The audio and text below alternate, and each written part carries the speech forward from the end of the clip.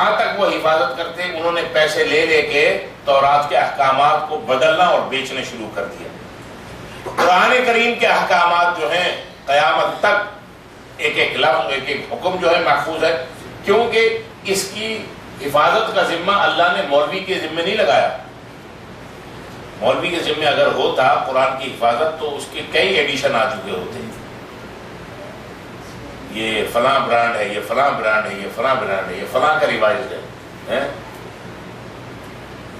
اللہ نے فرما دیا اِنَّا نَحْنُ نَزَّلْنَا الذِّكْرَ وَإِنَّا لَهُ لَحَافِظُونَ، نازل ہم نے کیا، حفاظت بھی ہم کریں گے۔ اللہ نے حفاظت کس کس انداز سے کی ہے آپ کے سامنے ہے۔ تو قرآن کو انہوں نے یہ کہا کہ تورات کے علاوہ جو بھی چیز آئے گی ہم کسی کے اوپر ایمان نہیں لائیں گے، حالانکہ قرآن کی شان یہ ہے کہ یہ حق نازل ہوا، سچی کتاب ہے، تصدیق کرنے والی ہے اپنی سب پچھلی کتابوں کی اور اس تورات کی بھی جو ان کے پاس ہے۔ قل، اللہ تعالیٰ حضور فرما رہے ہیں، حضور سے کہہ رہے ہیں قل، آپ فرما دیجئے، ان سے کہہ دیجئے فَلِمَ تَقْتُلُونَ أَنْبِيَاءَ اللَّهِ مِنْ قَبْلُ، تم انبیاء کو کیوں قتل کرتے ہو اس سے پہلے، ان کنتم مومنین، اگر تم مومن ہو، اگر تم ایمان والے ہو، تم کہتے یہ ہو کہ ہم اس کتاب کے اوپر ایمان لائیں گے جو کتاب پچھلے ہمارے نبی کے پاس آئی ہے، تم تو اپنے انبیاء کے قاتل ہو۔ یہ کیسا ایمان ہے کہ کتاب پر ایمان لا رہے اور صاحب کتاب کو جو ہے وہ ذبح کر رہے ہیں، یہ کیسی بات ہے؟ وَلَقَدْ جَاءَكُمْ مُوسَىٰ بِالْبَيِّنَاتِ، اور موسیٰ علیہ السلام تو چونکہ جلیل القدر پیغمبر تھے، اولو العزم من الرسول تھے، کیسے کیسے تنگ کیا موسیٰ علیہ السلام کو۔ وَلَقَدْ جَاءَكُمْ مُوسَىٰ بِالْبَيِّنَاتِ، اور بلتا تحقیق تمہارے پاس آئے موسیٰ بالبینات، کھلی نشانیوں کے ساتھ، کھلے معجزات کے ساتھ۔ موسیٰ علیہ السلام کو اللہ نے کافی بے شمار معجزات دیے تھے، جیسے طوفان، ٹڈی، جوئیں، میڈک، عصا کا اژدہا بن جانا، ہاتھ اپنے بغل میں جیب میں ڈالتے روشن ہو جاتا، سمندر کے اندر عصا کا مارنا اور سمندر کا خشک ہو جانا، اتنے حصے کا اور راستہ دے دینا، بادلوں کا بنی اسرائیل کے اوپر بادلوں کے ذریعے سایہ کرنا، منہ سلوہ کا اترنا، پتھروں سے نہروں کا جاری ہونا، یہ سارے بینات ہیں، موسیٰ علیہ السلام کے معجزات ہیں، بینات۔ اس کے علاوہ بھی بے شمار ہیں۔ اللہ فرماتے ہیں تمہاری طرف بھیجا موسیٰ علیہ السلام کو بینات کے ساتھ، کھلے معجزات کے ساتھ، وہ معجزات جن کو تم اپنی آنکھوں سے دیکھ رہے تھے۔ ثم اتخذتم العجل من بعدہ، اور تم نے بنا لیا بچڑے کو اس کے بعد اپنا معبود، وانتم ظالمون، اور تم تو تھے ہی ظلم کرنے والے، شرک کرنے والے، ظالمون مشرکون۔ یہ آیت پہلے بھی آ چکی ہے۔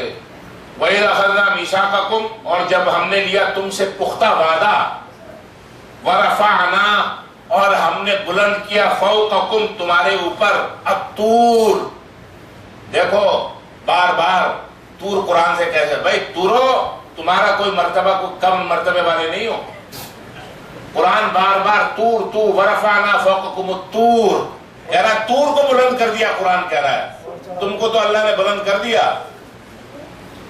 یہ قرآن کہہ رہا ہے میں تھوڑی چڑھا رہا ہوں، میں تو گراتا ہوں نیچے، قرآن بڑھا رہا ہے، قرآن جس کو بڑھائے میں اس کو کیا گراؤں گا۔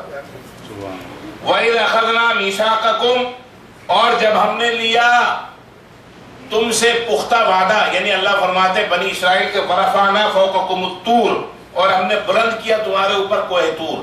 اصل میں یہ آپ پہلے بھی پڑھ چکے ہیں، پھر سمجھ لیجئے، موسیٰ علیہ السلام کے ذریعے جب احکامات تورات ان کو دیے گئے، انہوں نے کہا یہ بڑے مشکل ہے، ہم ان پہ عمل نہیں کریں گے۔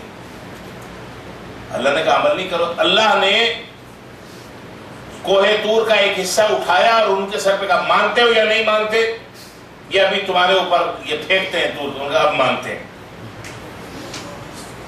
خذوا ما آتیناکم بقوۃ، خذوا پکڑ لو، لے لو، ما آتیناکم جو ہم نے تم کو دیا ہے، بقوۃ قوت کے ساتھ، واسمعوا اور سنو، یعنی اللہ فرماتے ہیں یہودیوں سے جو ہم نے تم کو احکامات دیے ہیں مضبوطی سے پکڑ لو، اس کا مطلب یہ ہے کہ اس پہ عمل کرو۔ واسمعوا، اور سنو. تو غور سے جب تک سنا نہیں جائے گا عمل نہیں ہو سکتا، سمجھ میں نہیں آئے گا. تو پتہ یہ چلا عمل کرنے کے لیے پہلے سننا ضروری ہے، اور سنا اسی وقت جائے گا جب توجہ ہوگی. قرآن کہہ رہا ہے واسمعوا، اور سنو. قالوا، وہ بولے سمعنا، ہم نے سن لیا.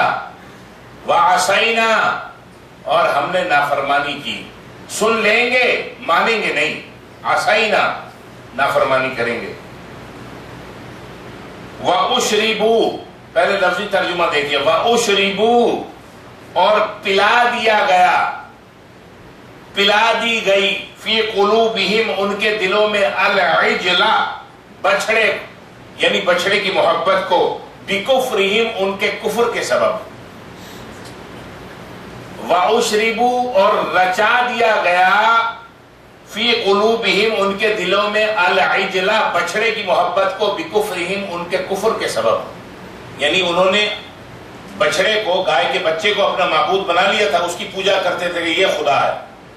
جب اللہ کی توحید سے انسان کا دل اور دماغ اور ذہن ہٹے گا، پھر وہ پتھر کو بھی پوجے گا، قبر کو بھی سجدہ کرے گا، غیر اللہ کو بھی مانے گا، سب کچھ کرے گا، کیونکہ وہ اس کو حاجت روا اور مشکل کشا سمجھ رہا ہے. جو اللہ حاجت روا مشکل کشا ہے، اس کی طرف سے تو اس کا دل دماغ ہٹ گیا. جب غیر اللہ کی محبت پیٹ میں اور دل و دماغ کے اندر رچ بس گئی، تو اس کے اندر خدا کہاں سمائے گا. وَأُشْرِبُوا فِي قُلُوبِهِمُ الْعِجْلَ بِكُفْرِهِمْ، اور رچا دیا گیا ان کے دلوں میں بچھڑے کی محبت کو، ان کے کفر کی وجہ سے. اللہ سے محبت ہوتی، اللہ کی توحید جگہ پکڑے ہوئی ہوتی دل میں، تو کبھی وہ حضرت موسیٰ علیہ السلام کے بار بار بتانے اور سمجھانے کے باوجود بچھڑے کو اپنا معبود نہ بناتے. قل، آپ فرما دیجئے، بئس ما یأمرکم بہ ایمانکم، کیا ہی برا ہے جس کا تمہیں تمہارا ایمان حکم دیتا ہے. کیسا تمہارا کمزور ایمان ہے، تمہارا ایمان کیا برا ہے. تمہارا ایمان تمہیں یہ حکم دیتا ہے کہ بچھڑے کی پوجا کرو. ان کنتم مومنین، اگر تم ایمان لانے والے ہو.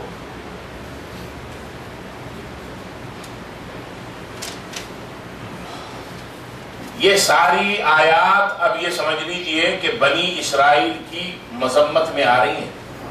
اس بات کو، اس کا خلاصہ یہ سمجھیں. ابھی آگے اور مذمت آ رہی ہے بنی اسرائیل کی.